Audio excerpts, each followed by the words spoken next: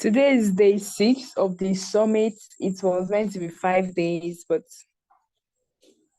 we had to make some allowance for one of our speakers, and we are glad that she's finally here to share with us what we need to know to win fully funded scholarships and fellowships and global opportunities to progress in our academics and career. So welcome everyone. We trust that so far you've been enjoying our sessions from Monday. And as our tradition is, before I move on, I would just like 2 people to unmute their mics and share with us what they learned from the session on communication yesterday. Just unmute your mics and tell us what you learned from the session on communication yesterday. What stood out for you? Was there any light bulb moment? Just tell us what you learned.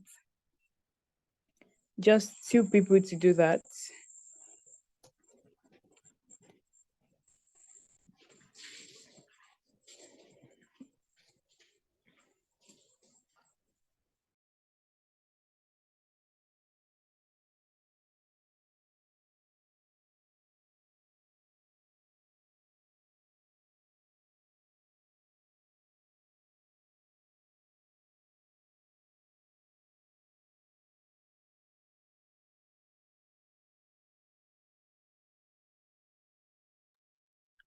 Mona Lisa, you can unmute your mic, just talk.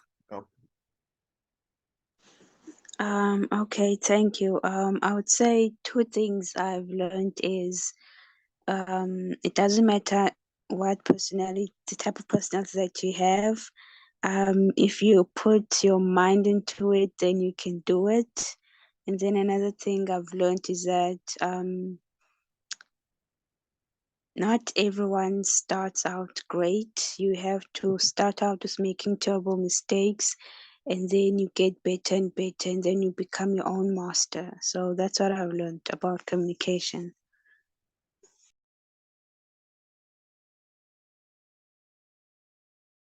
Well, thank you so much for sharing that, Mona Lisa. That's really valid and very impactful. And I also hope that everyone puts it to practice. So who's the second person who would like to share with us what they learned from the session on communication yesterday? Anyone else? Or should I call Hello? names? Yes, please. Yes, Ricky, go Hello. ahead. Hi. Yes, we can hear you. Yeah. Okay. Thank you again.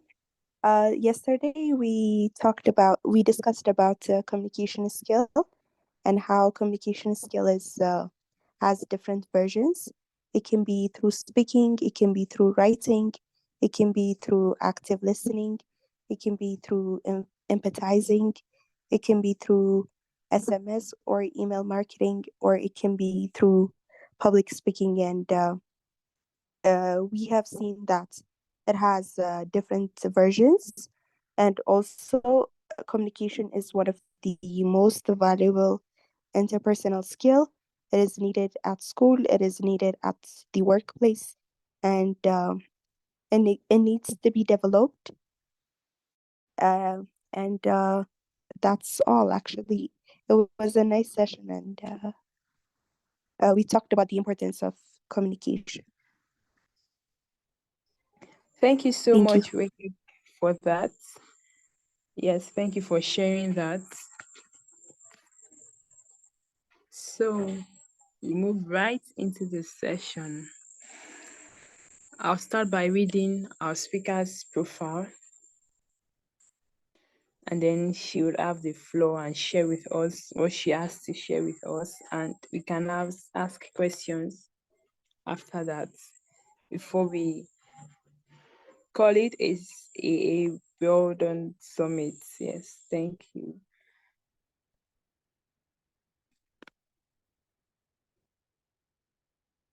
Now to our speaker's profile.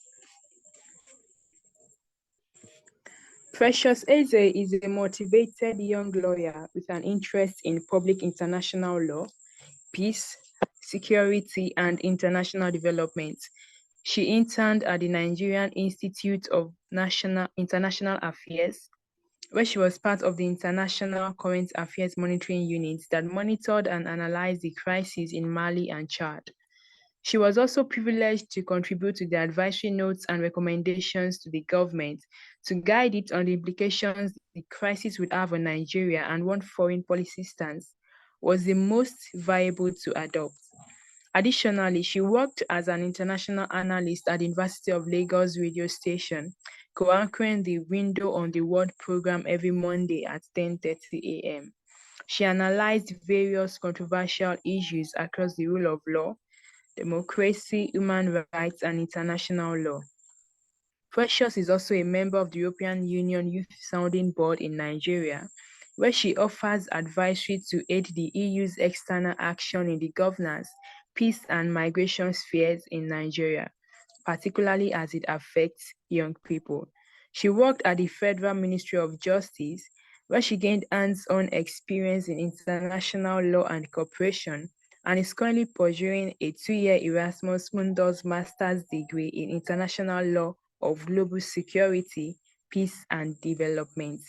Here at the Digify 1.0 Summit, Precious Eze will be speaking on leveraging the internet for academic excellence and winning fully funded scholarships. So please, like we do, unmute your mics, do some drum rolls, make some noise, say welcome, and let's just show our speaker that she's welcome in our midst and we are ready to learn. So let's go, unmute your mic, snap your fingers. Welcome. Say welcome, Welcome. Precious. Thank you for coming. Yes. Precious, you have the floor. Thank you so much for honoring our invite.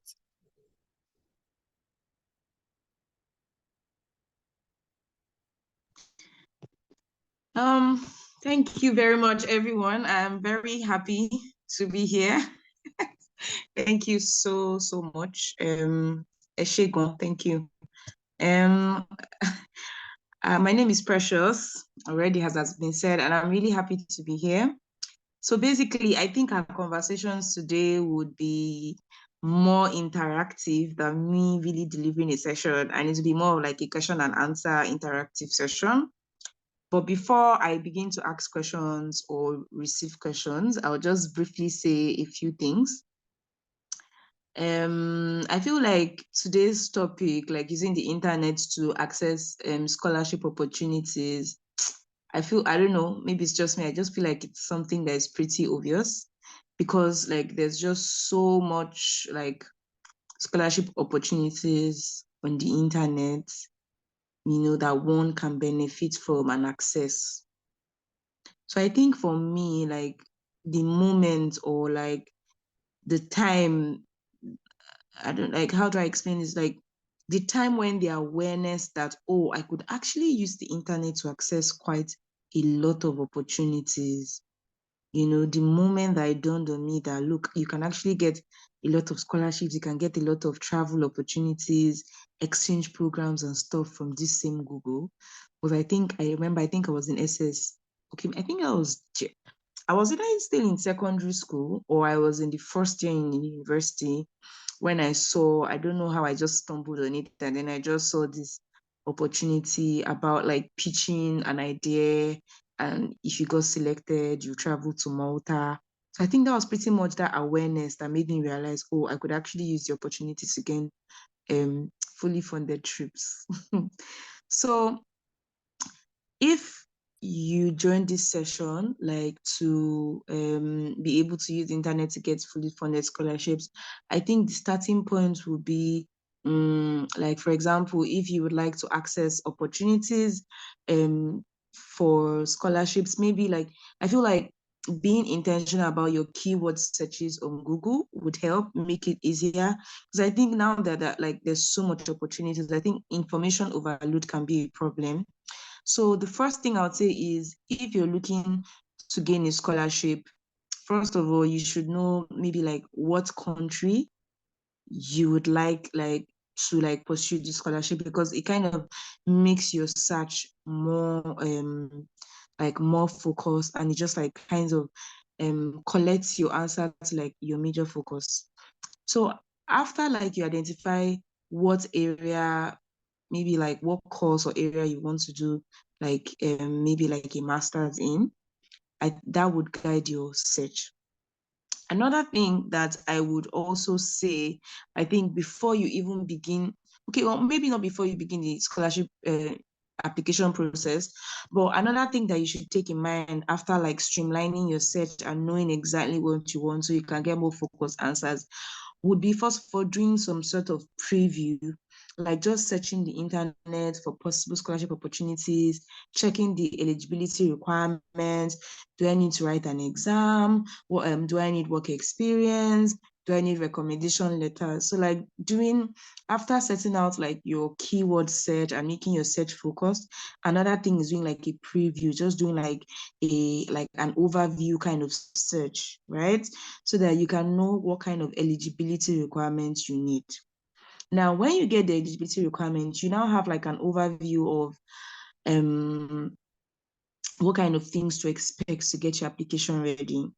And to access scholarship opportunities, I think it's different for everyone. But in my own case, I would say like it took me like from the time when I did like my overview search and I knew the kind of things that scholarship sponsors were looking for, I now went into like a year or two of preparations. Now I knew the eligibility requirements. I now went and started working on some of those eligibilities. The things I didn't have, I started intentionally putting effort. For example, I knew that I wanted to do an internship in I wanted to get a master's scholarship in international law. At the time I realized this and did like my overview search, I realized that at that time, I didn't have any international law related work experience, because people who are giving you the scholarship want to see that indeed you have an interest, that you have demonstrated through concrete methods or through concrete examples, that you have demonstrated your interest for the particular course that you want to do, like the master's in. So how do you demonstrate? Like, let's say you want to do a master's in public health or public medicine, public health. How can you demonstrate? What are the tips or things on your profile or things that you can use to demonstrate to convince your sponsor to spend all that money to sponsor you? So you probably have to look into your work experience. And at the time I did my own preview, I realized that I had been doing some internships in law firms, but many of the law firms in Nigeria don't have like a focused international law practice. So I went to the drawing table, I strategized, I checked, I said, what are the kind of organizations in Nigeria where I can like gain work experience, like where I can gain international law related work experience, which was the area I wanted to use the internet to get a master's in. So that's why I applied to the Institute of International Affairs. What could be more international than the Nigerian Institute of International Affairs? And then after that, I also like applied to the Ministry of Justice. And then I worked in the International Law Department. So like I was strategic and intentional about like the kind of work experience I'm getting. So from your own search on like the master's program you want to get, you may find that maybe getting relevant work experience in that area of masters you want to, do an internship with, do a master's in, and then you may now have to consciously pursue work experience in that area if you previously did not have work experience. Depending on what your field is, some other fields prioritize research. They tell you, oh, they want to see that you've like been doing research. And if you don't have this, then you may have to like go back to the drawing table and strategize as to how you want to prove that you have that, research skills. You may decide to do an internship in a research organization, core research renowned organization. Of course, I suppose that there are quite a number of them in Nigeria. Do you get? Also, you may also maybe, if you're still a student, you may want to like reach out to one of the lecturers who you respect a lot and apply that, oh, you want to be his research assistant, assisting him in his research work. So depending on whatever it is your master's, the master's program that you've already done a preview on the possible universities you have an interest in. Remember, I said the first thing to do is to craft your keyword based on the country you want, or the area of master's areas or related areas you want to do a master's in, and maybe even the universities you want. So you have more focus, you're more focused on what you want to do, right? And also, if you're going to write exams, some of these exams take a long time to apply, to write. You start preparing for them. During my own scholarship journey, when I was doing my preview, I saw quite a number of universities in the US, but I realized that there was this, I think for one of, I can't remember which of the schools, but it's pretty much like one of those Ivy League schools in the US. And I think I had to write, I can't remember the names of those exams, but those exams were exams that I literally really had to prepare for months and months and months ahead. So, and the recommendation letters, also in my own case, I wasn't close to any lecturers in uni until the point when I wanted to start applying. And then I realized it's very important to, build relationships. So when you do your preview, it gives you already start thinking, and then you start preparing ahead. In my case, after I did my preview, and I realized, oh, I really have to start building relationship with lecturers and be able to build the kind of relationship that in the recommendation letter, they would have something to write about. So in my case, I needed research experience, and that's how I reached out to one of my lecturers at the time and asked to be his research assistant. And working for him as a research assistant, made him know he made me know who the kind of person I was, my capabilities, my competencies. And when it was time to apply and I asked him to write me a recommendation letter, he happily did, because I had been working with him and he knew me as a person and he could, attest on my capabilities. So that is one. Then the application process, I suppose that if you have done your preview well, right, and you've put in the work and the preparation, and maybe another thing you would also use the internet to do would probably be to reach out, maybe check for people on LinkedIn. On LinkedIn would be the recommended social media platform I recommend, to use the internet like LinkedIn or whatever social media apps again, to find people who have gotten into the particular program you're pursuing or you intend to apply. Write a professional and quite thoughtful email to them.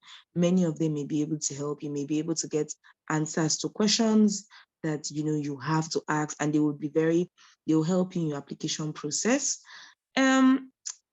What else about the application process? You take your time, read the websites many times. During my time, I literally there was nothing on the website you could tell me about that I didn't know. So you peruse the website, make sure you do your due diligence, do everything that you have to do, and also get help in your motivation letters.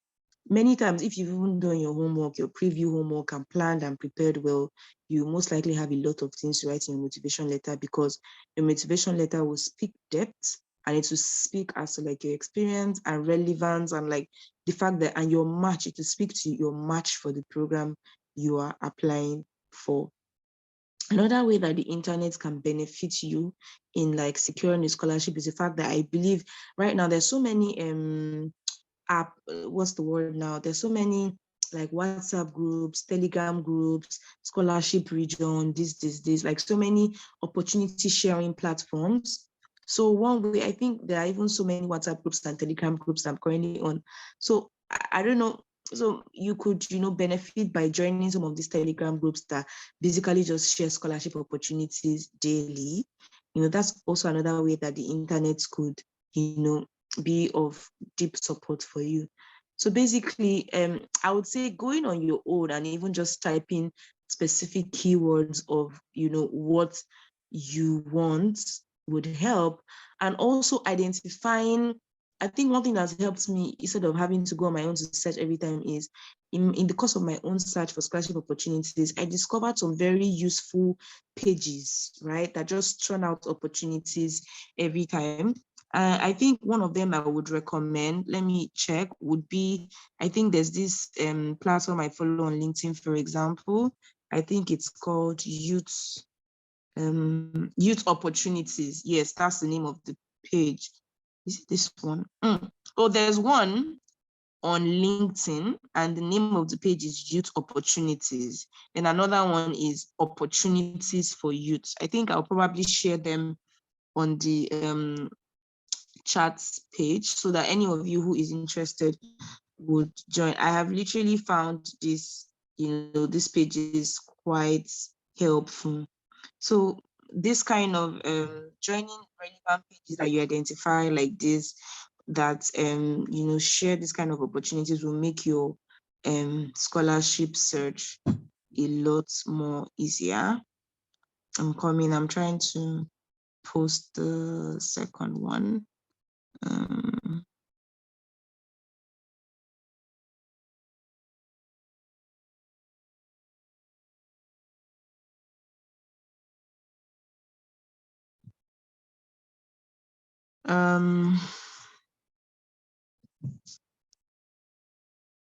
Okay, so right now, I wouldn't know if I have covered everything, but like I said, I would prefer for this to be interactive. So I think at this point, I'll be open to take your questions, and hopefully the kind of questions you asked would make me speak more on certain areas that you would want me to address, or certain areas you'd like to know. So the question floor is open. If you have any questions, anything you like, any particular area you'd like me to address, please feel free to just raise your hand, your digital hand, and we can take it up.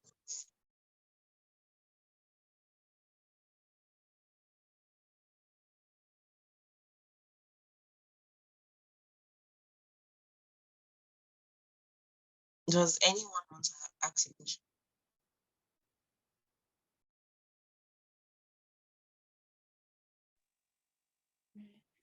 Thank you so much for that, Precious.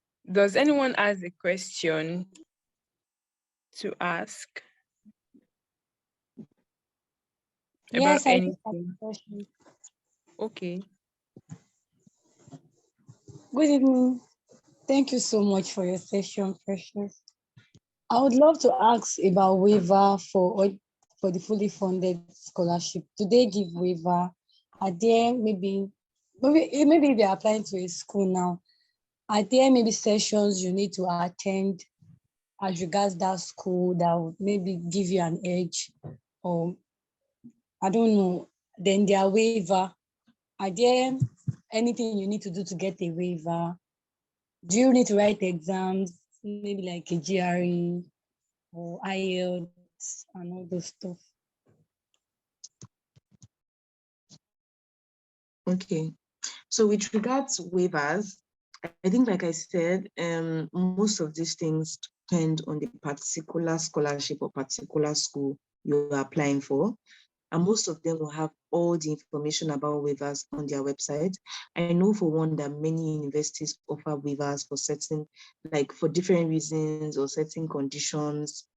I would not be able to give a general answer, because like there's no general answer for this question you asked me, but it depends on the particular university you're applying to, and it depends on like the school, right? So many times you find waiver information on the website, or many times what they'll ask you to do will be to send them an email. There's always a contact information there that you can send an email to. For some schools will tell you, they can give you a waiver requirement if you're from so country. For some, if you apply within a time range, which is a lot earlier than the deadline. So different reasons. With regard to exams, depending on the program or school or country you're applying to, many of them already put it there that, you need to submit an IELTS exam or this. In my own case, my own program and my university did not, like they were not keen on an IELTS exam, provided like I did my first year, like my bachelor's degree. I received my language of instruction in my bachelor's degree was in English, right? So all I had to do was like to get a proof. They sent me like some sort of English waiver form that I had to get my registrar to sign, and it basically contained like, the letter contained like an assertion by the registrar that indeed I received my bachelor's degree in English. So these questions are quite specific depending on the institution or country you're applying to, and different universities and countries have different requirements, and all these things would definitely be on their website.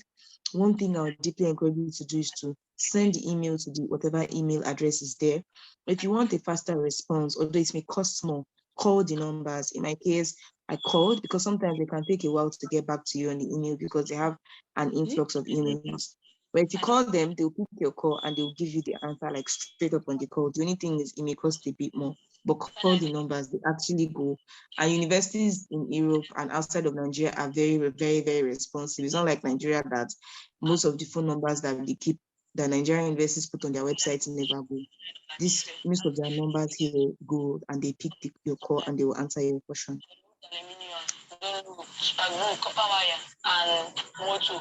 The motor where they use now from condemned DVD where I from that the time I made them I can't.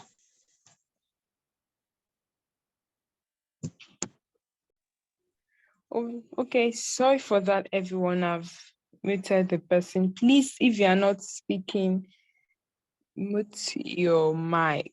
So thank you so much. Abisola, do you understand that right now? Do you already have the answer to your question now?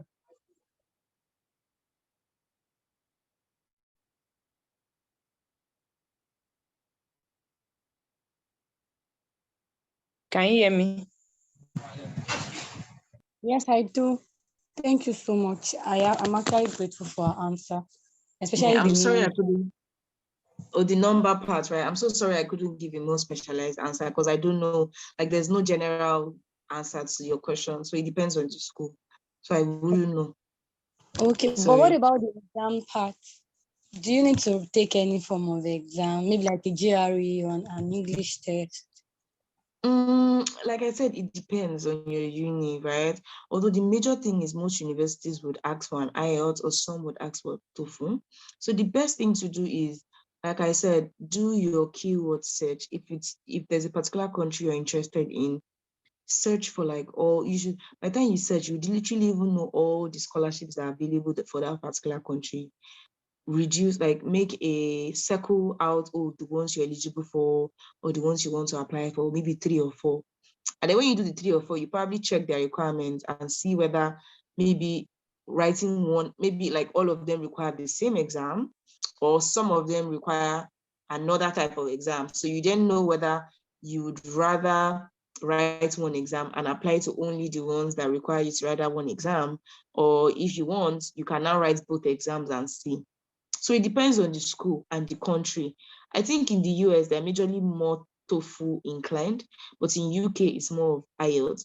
But I wouldn't really advise you to just go and write an exam without already seeing and being sure that it's a requirement for the school you're applying for. So it's best to already know and see the requirement of the university you have in mind to apply or the scholarship you want to apply for and see that it actually requires you to write that exam. And then you can go and start, preparing for the exam. That's why at the beginning of this session, I mentioned that it's important to do like some sort of preview, some sort of pre-search before you start applying. So you already have like a foresight or an ahead idea of what you need, and then you can have time to prepare for it, because many times preparing for these things take about a year. So it's good that already, or less than, depending if you already have all the requirements. So it's good that you check early, far early enough, so you know what you like, the battle, like you know what you need before you now start your main application.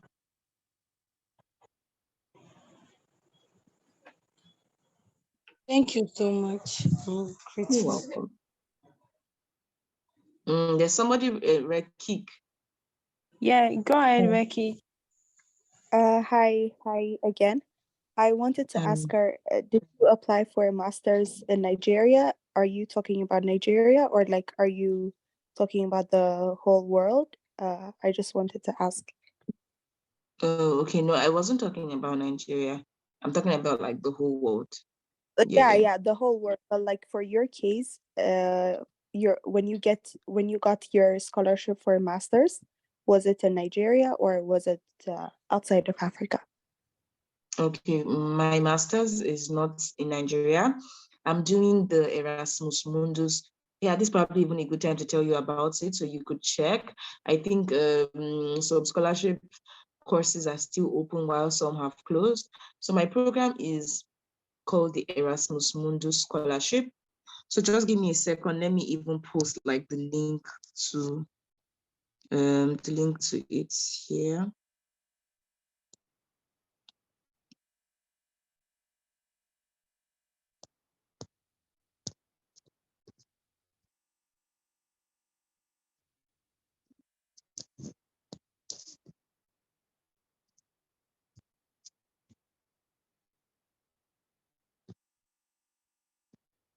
So my master's program, my scholarship is called the Erasmus Mundus Scholarship. The Erasmus Mundus is, I think, for everything, it's like a 2 years master's program, but it allows you study in 3 different universities and 3 different countries. So you get to travel across 3, minimum of 2, maximum of 4 countries. But for many of them, most of them are like 3 countries and 3 different universities. And at the end of the program, you get you get a double degree or like multiple degrees, like individual degrees from these different universities. So it looks like you actually did like individual masters in these 2 or 3 universities you're going to be attending. So the link I put in the chat box is like a catalog of all the available scholarships that Erasmus does, because Erasmus has scholarship for different courses depending on your area of study. There are scholarships in medicine, arts, law, like different areas. So the link I sent is like the Erasmus Mundus catalog, which is the catalog that encompasses all the available scholarships. So you could just go through. It's a long catalog, but you could just go through them, and then already you'd start checking and finding some that apply to your area of study and some that you think you may match.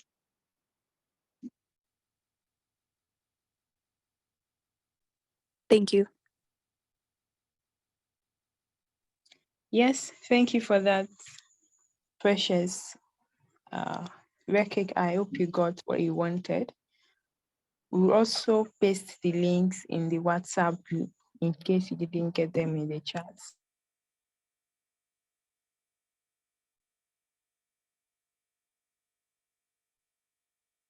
So please, any other question?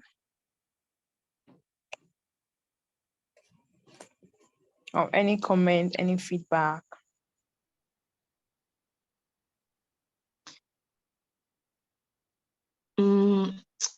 Okay, I think one last thing. So basically, to access most, I think information is power, because like to access most of the opportunities available on the internet, you would have to be actively searching, or you would have to be in the right kind of groups or platforms where this information is shared. Because there's so many opportunities on the internet that go by, but because you were not aware of them, then you miss them. So it's either you're actively searching for them, or in many cases, you're in like some very useful platforms. In my case, I feel like maybe if you're someone that keeps searching and searching for this kind of opportunities, you just keep getting to meet more and more like-minded people, and you be in some kind of WhatsApp groups or Telegram groups where all they do is share opportunities. And with the knowledge that, oh, there's even an opportunity, you will then be able to apply. So one tip about like making use of the internet to access scholarship opportunities, other opportunities, is awareness. Because if you're not aware, then you can't even apply, you can't even benefit.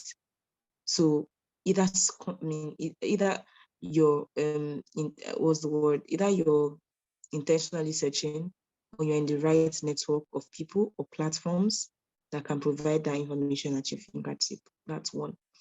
Two, another thing about accessing opportunities on the internet is readiness for the opportunity. You have to be ready, right? Like already, like I feel like most of the opportunities available for young people on the internet revolve around like people who are doing things around the sustainable development goals, right?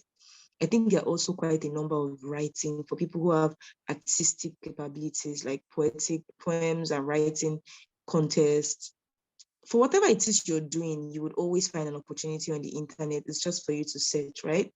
But I mean, one thing about opportunities on the internet is that it meets you ready, right? So I would recommend that you already, like with the example of the scholarships, that you already kind of have an idea of the kind of eligibilities you would need to access the opportunity. And during the waiting period, you start putting effort. So when an opportunity springs up, you would qualify for it. Most of the opportunities on the internet would really require you to always demonstrate what have you done in your community, what have you been doing, how can you demonstrate that we should choose you. In what capacities have you volunteered? In what capacities have you maybe transformed your community?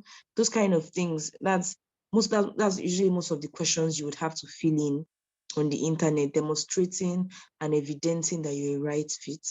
So during the waiting period, I highly recommend that you develop yourself and make yourself sellable, and like make anybody who's sponsoring or reading the application see that, yes, this is the person we should take.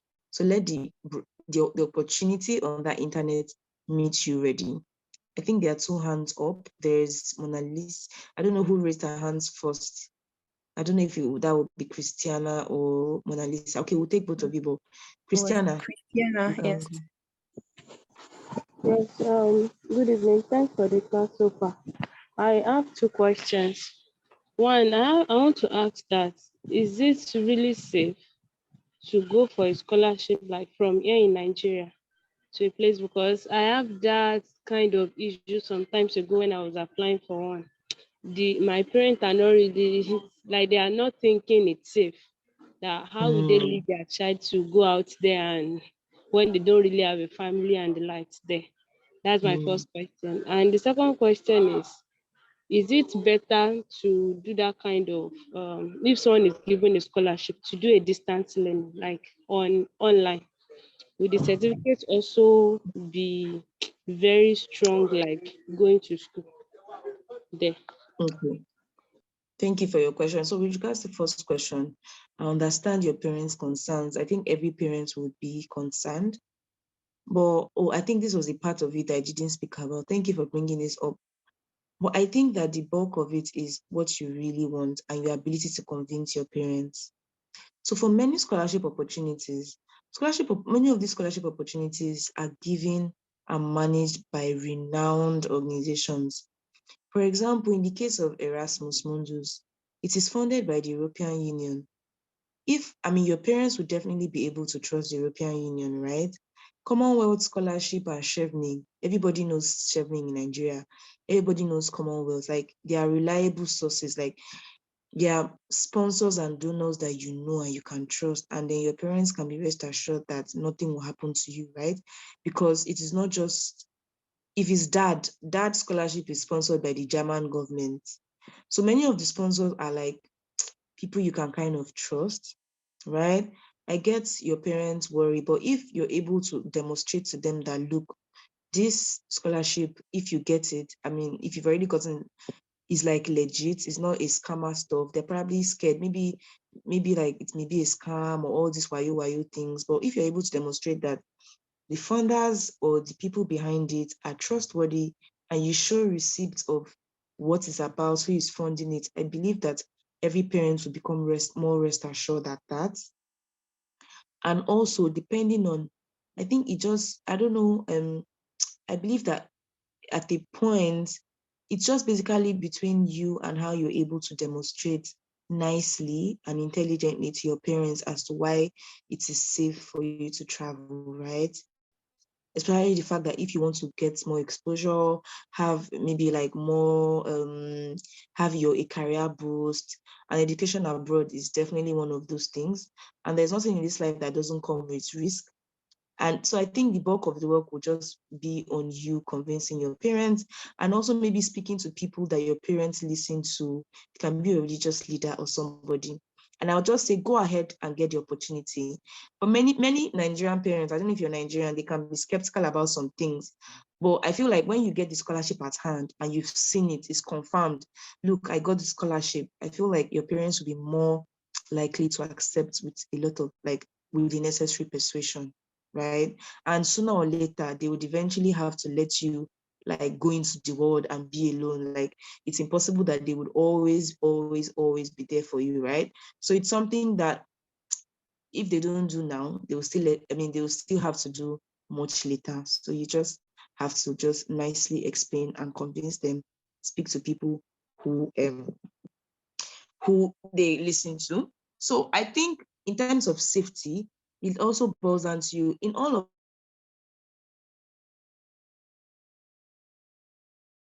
very, very wary, because as much as there are opportunities on the internet, there are also, you can also fall prey. So you should adopt measures to be safe on the internet. Really, really scrutinize the kind of opportunities you're applying for. You know, like anything that sounds suspicious, then don't do it. Ask questions, verify. You know, search and ask Google something like, is XXX scholarship legit? Is XXX thing a scam or a fraud? And the thing is that many scholarship opportunities will really not ask you for money, except maybe a few who may require like an application fee. And that's where you can reach out to people who are already studying on that program and confirm, oh, did you also pay this application fee or stuff? So, and also, I feel like if it's most of the scholarship applications completed on the program's website, like I don't know if there will be any individual. If an individual comes and tells you, oh, he can give you scholarship or she can give you scholarship, then you should be wary of the person. So as much as these opportunities are there, adopt basic safety measures to be safe on the internet. But generally, getting verified and reliable scholarships on the internet are safe. Is safe. The second question you asked, okay, online certificates. Well, I wouldn't know. It depends on you. Would you prefer to do a distant learning program or would you prefer to do an in-person program? I generally feel like maybe like an in-person program would be like, the experience is definitely different and you get to get the full flavor of the real master's program because like you're there in person learning, you're in the environment, you're talking with your classmates in person. Why that appears to me to be the better option and an option that I believe employers may prioritize, it does not mean that the distant learning would also not, not be relevant, especially if, depending on your particular circumstance, what you can afford to get or like what your circumstance allows you to get the distant learning, then go for it. But I generally will recommend an in-person program because I believe that employers may have a bias towards it. Sorry, I'm talking too much or taking so much time to answer the question. Mona Lisa. Did I answer your question, Christiana? Yes, you do. Thank you very much. You're welcome. Mona Lisa. Okay, I wanted to basically ask, as someone who's been getting these scholarships, what are the things that I would say you learned through getting this scholarship? Because sometimes you find that in your own country, the opportunities are not as much compared to the international countries, and then sometimes you find that there's this attraction that kind of like pulls you from your country to actually go to move at that particular place. And then sometimes you find that the people who are international, they be the ones to move to Nigeria. If let's say, for example, you're from South Africa, and then you want to go to Canada, there's more opportunities there. And then the people that are in Canada, they move to South Africa. Like, doesn't it cause like some sort of like brain drain or some sort? Like, don't you tend to ask yourself, like, how come my own country doesn't have so many opportunities compared to that country? So those are the questions that I have. I hope I'm making sense. But yeah. I think I kind of get you, but I would want you to repeat the question again. Okay, so the first one basically is, as someone who's been getting these scholarships, what is it that you've learned?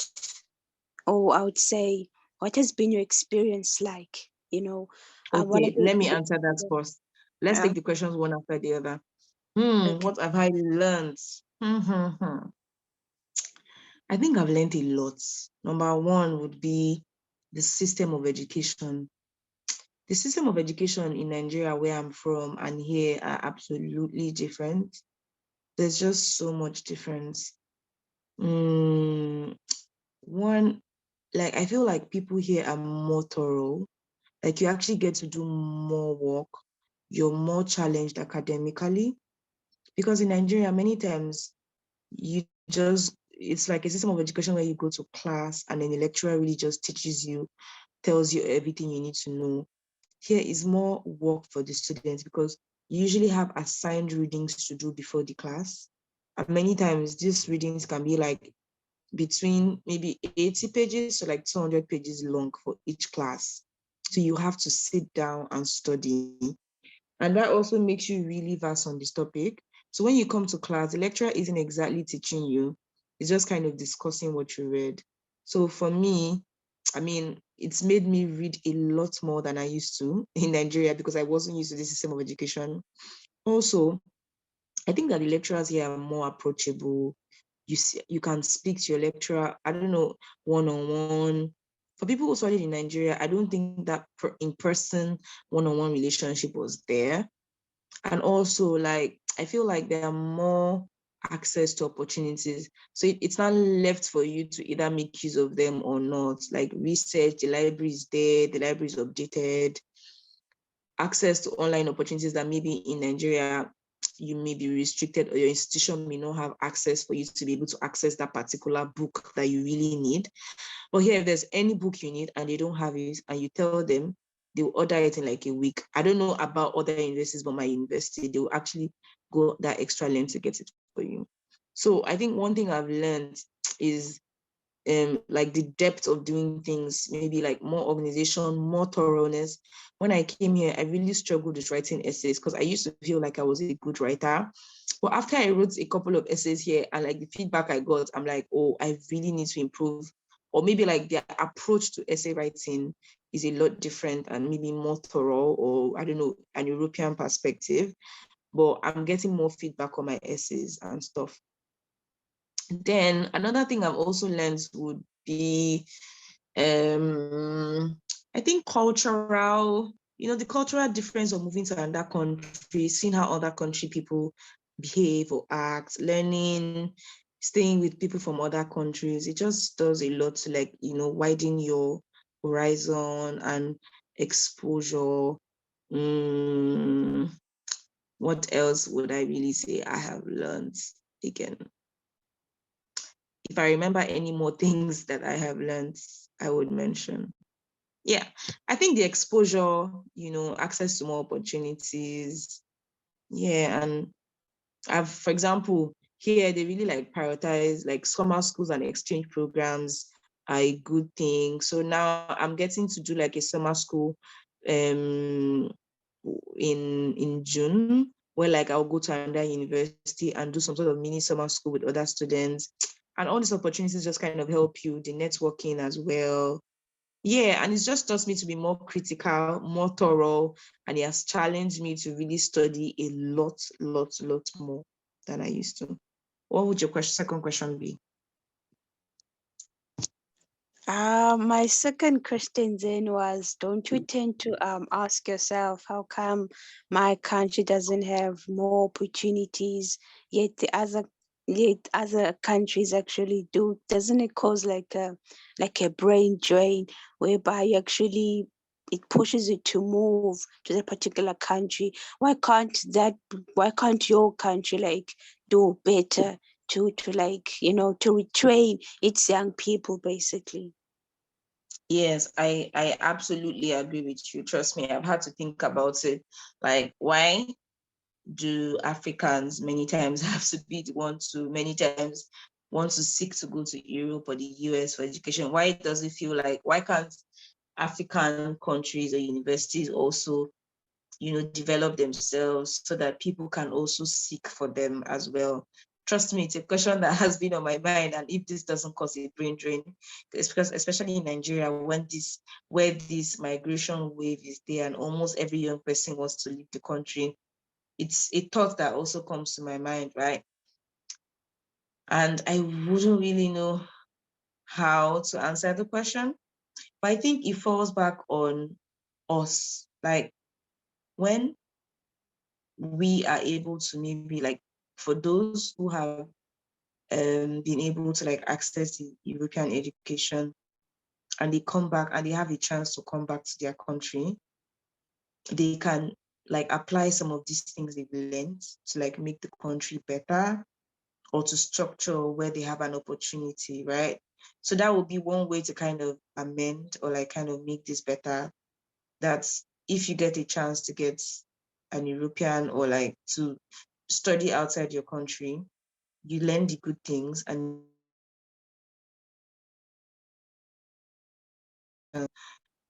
or advocacy in the little way you can.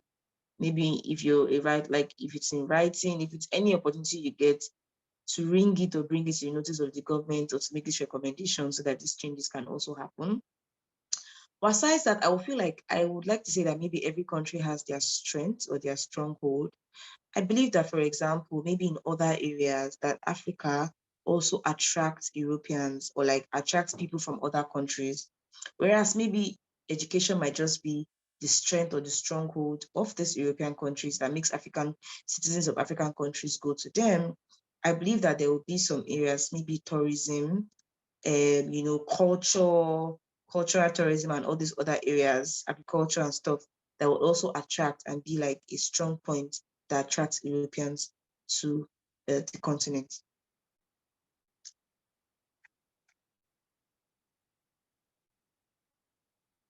Did I answer your question?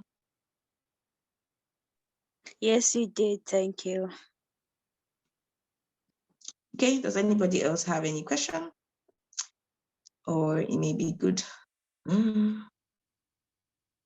to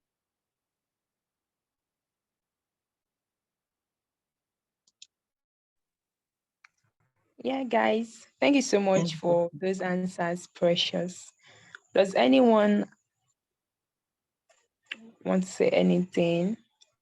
Do you have a question or you have a comment or a feedback?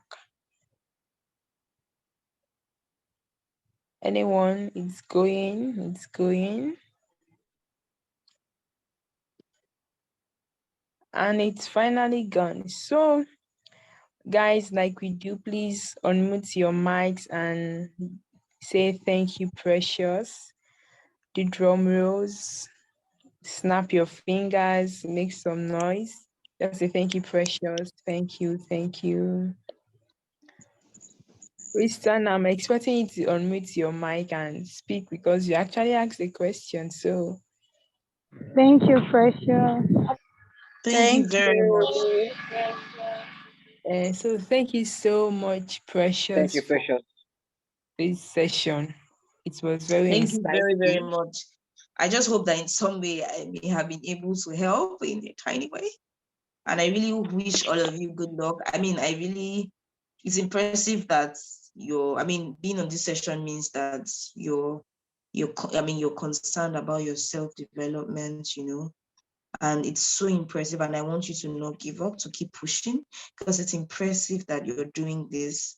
And this was how I also started. And trust me, just keep putting in the work. It will pay off. It will pay off. It will pay off. And you would use the internet to do marvelous, marvelous and impressive things. You're bold, you're strong, and I'm so proud of you. And I'm certain that like the sky is it's the starting point for you. So well done, and well done. And thank you for attending the session as well. And well done to you, Onida and DG Shapers Africa Support, for organizing the program. Thank you so much, Precious. Thank you for honoring our invite. So, guys, please put everything you've learned into action. Start executing them. If not, it won't do much for you. But right here after this call, start working on what she said, and hopefully this time next year, you'd also be in the country of your choice, in the union of your choice, studying abroad and making the most of that opportunity. Yes. So thank you so much, everyone, for attending this session. It's officially the last session of the Digify 1.0 Summit, and it has really been awesome. I'm going to share the speakers' profiles, our social media profiles, our contacts on the WhatsApp group, and all the links she sent to us. I'm going to share it on the WhatsApp group too. So if you want to connect with her after this, you can reach out to her through our social media accounts. We bring this session to a close right now. Thank you everyone for being with us since Monday. Yes, it's been amazing. A whole week. Thank you so much, everyone. So, any last words from anyone wants to say anything before we call it? Okay. Yes, Rekik, I'll share the LinkedIn account. I'll share a LinkedIn account on the WhatsApp group.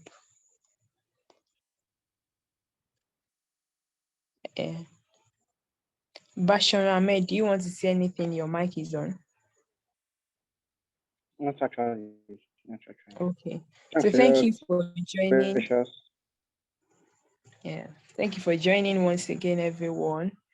On this note, I'd like to say goodbye, everyone. More information will be passed on the WhatsApp group and to our to the emails. Yes, your email addresses. So thank you, everyone, once again.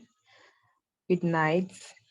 Enjoy your rest and don't forget to put all you've learned into action. Yes. Thank you so much.